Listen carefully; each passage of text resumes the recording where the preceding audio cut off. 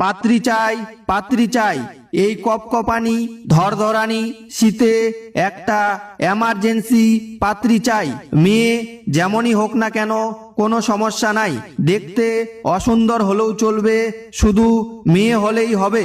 ছেলে BA pass, সরকারি চাকরি করে, 100 দিনের কাজের ডিপার্টমেন্টে, সাথে যুবশ্রী প্রকল্পের বেকার ভাতার টাকাও পায়। ছেলে নম্র, ভদ্র, শিক্ষিত এবং জন্মগত সিঙ্গেল।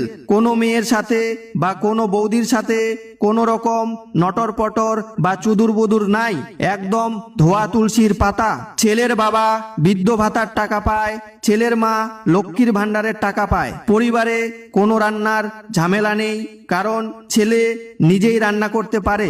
হাগু করারও কোনো সমস্যা নাই, ছেলের বাড়িতে সরকারি শৌচালয় আছে।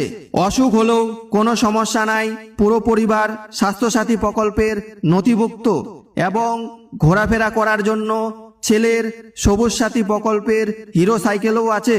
তাই কোনো মেয়ে বা মেয়ের পরিবার যদি এই ছেলের সাথে মেয়ের বিয়ে দিতে চান, তাহলে কোনো টালবাহানা না করে অতি সত্বর ছেলের সাথে যোগাযোগ করুন।